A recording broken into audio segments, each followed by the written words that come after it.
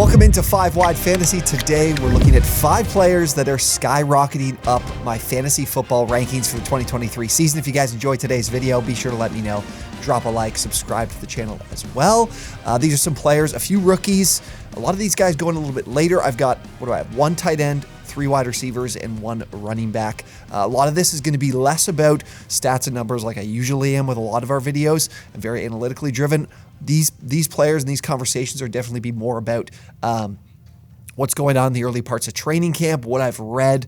I'm definitely doing a ton of reading. The Athletics are a great place if you guys aren't subscribed there. I know it's a little bit of money, but I think it was like a deal for like $20 for the year or so to get some really good information from training camp from some of these beat reporters. So I'll be sharing some of these stories, some clips from some of these articles to give you guys an idea of what I've been reading, what I'm thinking, and where I'm moving these guys up.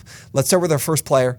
It is Sam LaPorta of the Detroit Lions. He's currently the tight end 19 going at the end of the 14th round. I have loved what I've heard at training camp. The Lions opened camp a little bit earlier than everybody else. So a few things that I've been reading about LaPorta basically running with the ones consistently right off the bat. So this comes from an article from The Athletic as well. So a quick note on Sam LaPorta. We knew it was only a matter of time before he emerged as tight end 1. The question was whether that would occur during the season or at some point before then. But at this rate, LaPorta looks like tight end 1 in this offense. Obviously the most talented player, and he's received plenty of first-team reps on Sunday, already surpassing Brock Wright. Then we have another here from Ben Johnson that really solidifies things in my mind. This came like a day later, yesterday, or actually this was this morning.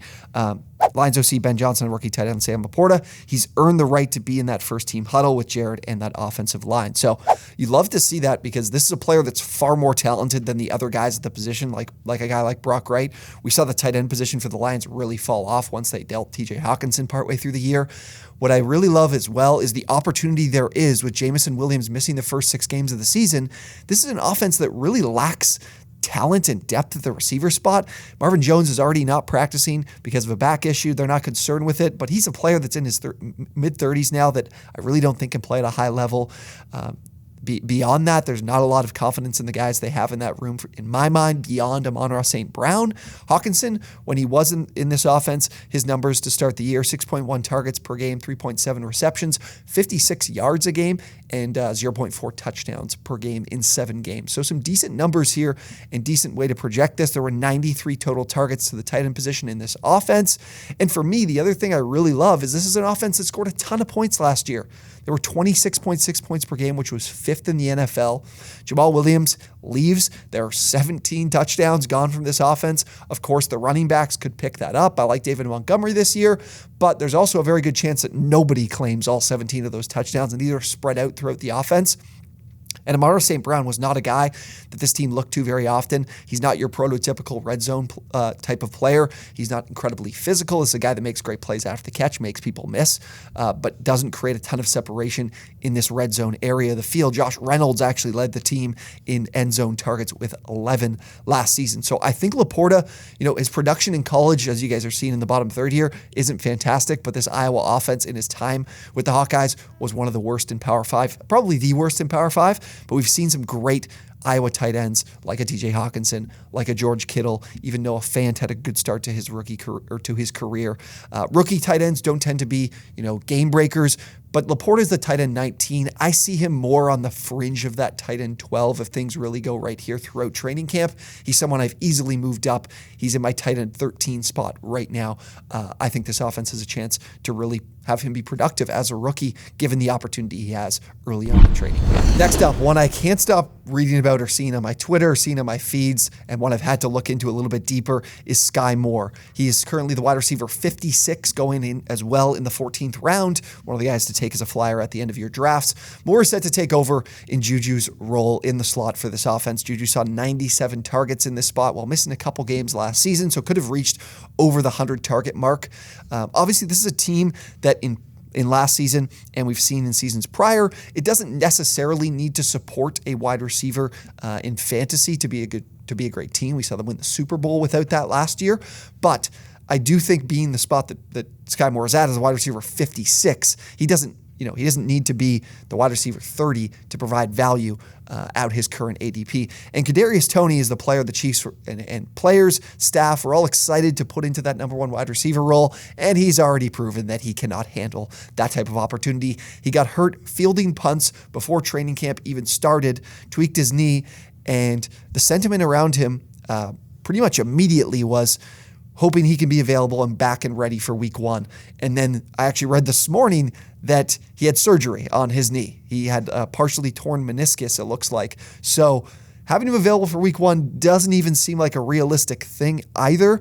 And this is a player you just can't trust. Like it's been a few years now. Kadarius Toney can't stay on the field. I don't see that changing either. And Moore can as well. I've like reading up from some of these articles. What I really like to see as well is you're looking at what they're going to do in replacement. So basically what they had said was they don't have a precise answer who will fill Toney's role in the meantime, but in their workout on Tuesday, it was MVS, it was Sky Moore, and then Justin Watson getting most of the work with the first team. I'm surprised Rashee Rice is another guy they can go to as a rookie, but Moore is really entrenched in a receiving room here that really lacks a lot of talent. Marquez Valdes-Scantling is as inconsistent as they come.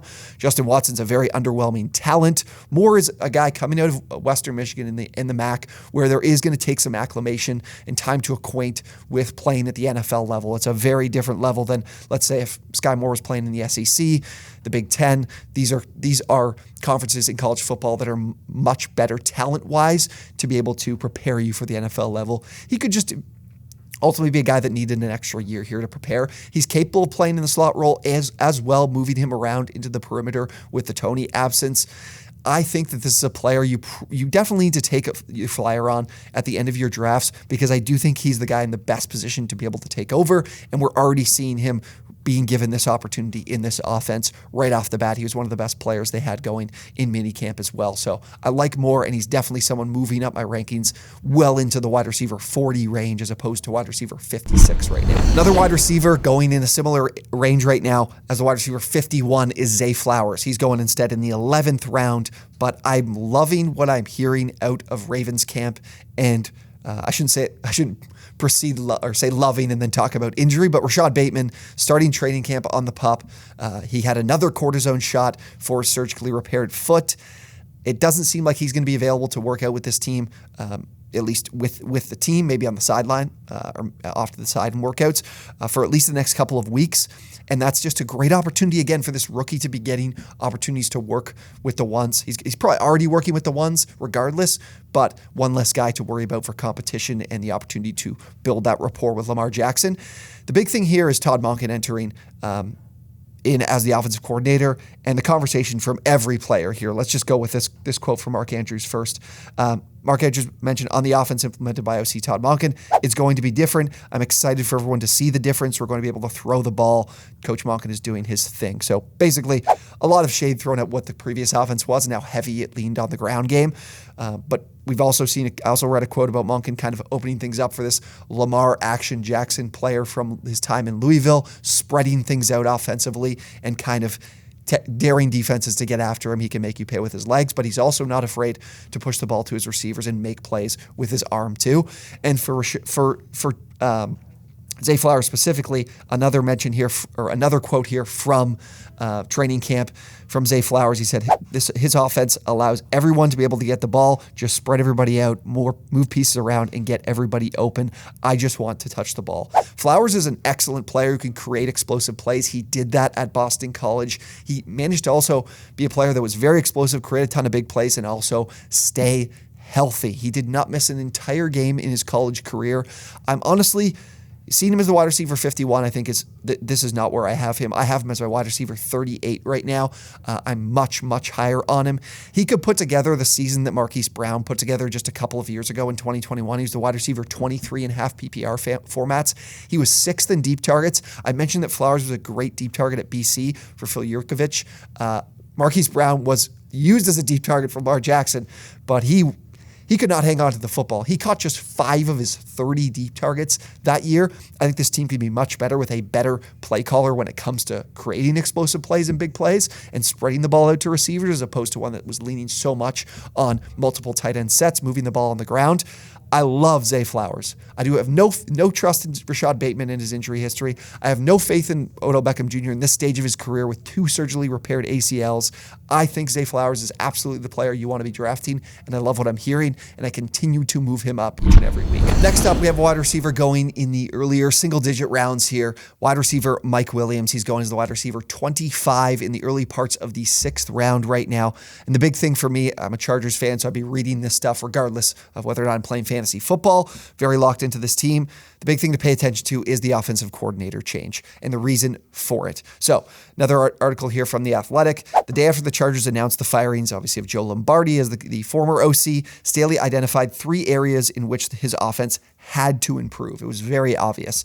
The running game, which was the reason they blew a 27-0 lead to the Jaguars, a marriage of the run and the pass. They needed to be able to run the ball effectively so they could better throw the ball effectively, and then creating more explosive plays on early downs. That is the one you need to pay attention to and sticks out to me, and why this is a valuable piece here when you're talking about Mike Williams' fantasy value for you.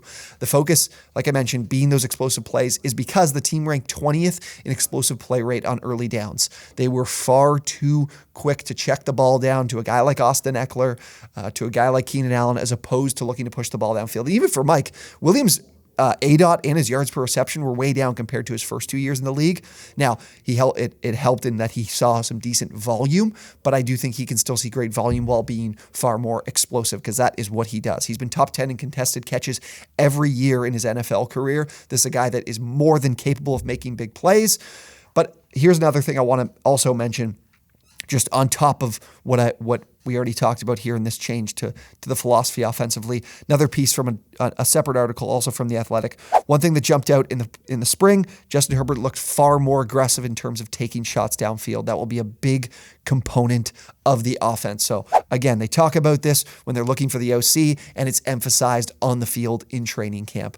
Williams is definitely going to be the beneficiary of this. That's not the game that Keenan Allen plays as the guy available in the slot. Quinn Johnston could be that guy too. Definitely a guy with some size and ability to create explosive plays, but I see him more as a guy creating yards after the catch as opposed to being a guy looked to deep downfield. Now, he's still in a competition to be that third option with Josh Palmer, but I definitely see Williams as a direct beneficiary. He's a guy that's kind of inching into my wide receiver like 19 range right now because of some of these things I'm hearing from camp, and because of the opportunity that this provides with, I think, will be less volume to those intermediate areas of the field and more volume past the sticks, 10 plus yards downfield. Williams is definitely that guy. And finally, I get to talk about one of my favorite running backs in fantasy football, a player that, very much depends on your draft position and your draft pick that you have. You might not be able to draft him, but it's Bichon Robinson. He's right now going as the running back 3 in the mid to late first round. The 108 is where he's typically going. He's a player I'm taking far, far earlier. He's moved now into my RB2 slot, and potentially a guy I would talk about being my RB1 overall, to be completely honest with you guys. I'm concerned, like we talked about with Williams. The reason I want to talk Williams and then talk Bichon here at the end is I do think the Chargers you're not going to see that significant target rate to Austin Eckler. You're not going to see him posting 100 targets again this season. This team will target their wide receivers a lot more. That is what Kellen Moore has done in his career as an offensive coordinator. So I expect Eckler to be less involved in the receiving game, and I also a little bit concerned. He's never really been a very efficient runner. Now, this team hasn't run the ball well regardless of running back for the last couple of years, but that is my biggest concern here, and the reason why I have Bichon moving up in my rankings. But obviously, it's not just that. If you look at this, just sharing a screenshot here with you guys from Sharp Football, the Falcons, far and away, them and the Saints, have the easiest strength of schedule based on Vegas win totals by a pretty significant margin, you can see. And that is going to be very beneficial when it comes to your running back. This is a team in the Falcons that have a win total set at 8.5. You might not think they're a great team, but their win total and their strength of schedule tell me that this is a team that's going to be in many more game scripts that are either neutral or winning to be able to run the football and run the football effectively. And we already saw them run the football at such a high rate last season. They had more rushing attempts than any team of the last 13 years in the NFL.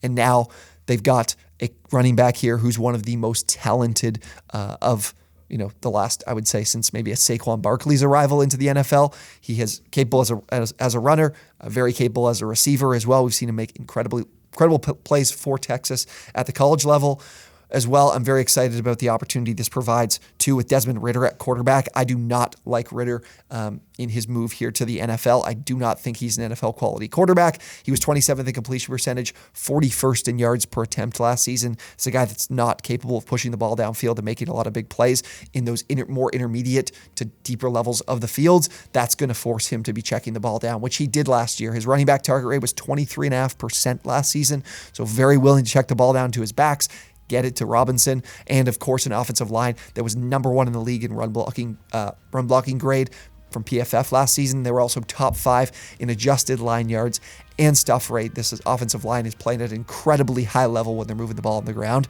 I love Bichon. Absolutely think with the draft capital spent, he will immediately be the guy in this offense getting a very high volume, regardless of how good you thought Tyler Algier was last season. This is their guy, and this is an offense that's going to lean on him incredibly often. So love, just as each day moves forward, I'm more and more convinced that this guy could be the RB1 overall, but at the very least, he's in my RB2 spot now. All right, those are 5 players skyrocketing up my fantasy football rankings for the 2023 season. I'll have another 5 guys that I have moving down for you guys very soon. Thank you guys so much for watching. If you guys enjoyed the video, be sure to drop a like. Would really appreciate it. As well, subscribe to the channel. We'll have plenty of fantasy football content coming for you throughout this preseason. Thank you guys so much for watching, and we will see you on the next one.